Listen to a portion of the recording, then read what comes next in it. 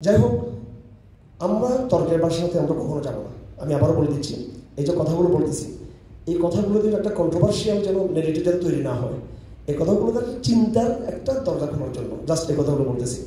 দেখেন, আমাদের যারা এখানে ইসলামী রাজনীতিতে সম্পৃক্ত ভাইরা আছেন, আপনাদের উদ্দেশ্যে বলতে চাই, আমরা তো এই দেশে দাওয়ার কথা বলতেছি, এবং আপনারা অনেকে মনে করেন যে গণতন্ত্র সমালোচনা করেই মনে আমরা সশস্ত্র বিপ্লবের ডাক দিচ্ছি। এটা আমরা আমাদের কোনো বক্তব্য বলছি বাংলাদেশ সশস্ত্র বিপ্লব করার জন্য কোনো বক্তব্য পাবেন এরকম। আর আমাদেরকে একটু চিন্তা, আমরা পড়াশোনা করার চেষ্টা করি, ওই সাপের লেজটাকে আমরা গণি এটা করার সময় নেই আমাদের। সাপের লেজটাকে নিয়ে সাপের মাথাকে চিনছি আমরা আরো বহুত আগে থেকে, ওইটাতে ইনশাআল্লাহ ওষুধ দেওয়া চলতেছে, ঠিক আছে। সাপের মাথা আগে দুটো ছিল, এটা 20 শতাব্দীর মধ্যে বলে গেছেন একদম সরাসরি। যাই হোক, উনি বলছেন সাপের দুটো মাথা ছিল, একটা মাথা ছিল পূর্বে, একটা মাথা ছিল পশ্চিমে। উনি নিজে বলতেছেন যে পূর্বের মাথাটা একদম ছেঁচে টেছে মাথাটাকে একদম ধ্বংস করে দিয়েছে, আর দিবা কমিউনিজম আর দাঁড়াবে না।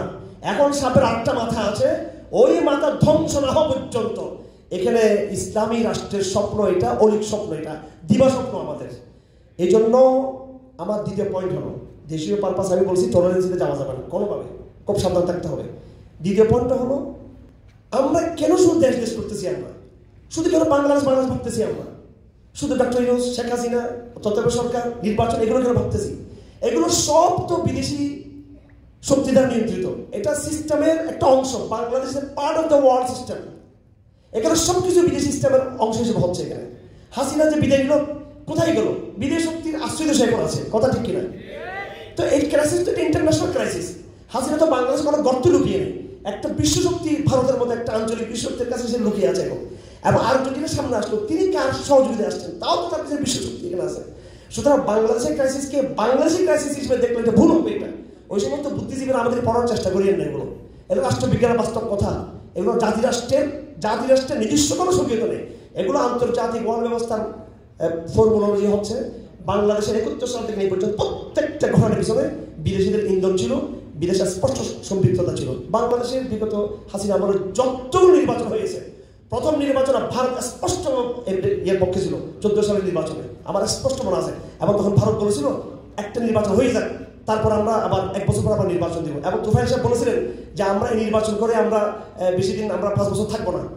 আমার এখানে মনে আছে, বিবিসির সাক্ষাৎকার দিয়েছেন যে আমরা অতিসত্ত্ব নির্বাচন দিব। 1 বছর পর হাসিনা তার কথা রাখলো না, তখন ভারতের সহযোগিতা হলো।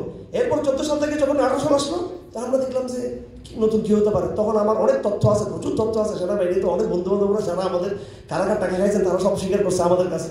আমার একজন টাকা খাইনি, সে বলতে আমি আমার আনসার টাকা বলতে আমি নৈতিক দায়িত্ব টাকাটা খাইনি আমি, কিন্তু আমার বসরা, আমার বন্ধুরা, কলিগরা সবাই টাকা খাইছেন। যাই হোক, ওগুলোর কথা সাহস করে কথা বলবেন, সাহস করে কথা বলে ফেলবেন, তখন ভয় পাবে। কথা না বলে আর ভয় পাবে না। এই 18 সালে চাইনার টাকা খাইয়ে আমাদের বাহিনীর লোকরা আওয়ামী লীগকে ক্ষমতা বসাইল, এবং হাসিনা নির্বাচন সাথে সাথে আপনার চাইনা একদম স্বর্ণের ইয়ে দিয়ে, তরুণ কি বলে এটাকে, মানে নৌকা দিয়ে হাসিনাকে বরণ করলো। তাহলে একটা ইলেকশন হান দিয়ে দিল আমাদের উপরে ভারত, আর একটা হান দিয়ে দিল আমাদের উপরে চাইনা। এরপরে এগুলো সব, এগুলো বুঝতে হবে আমাদের।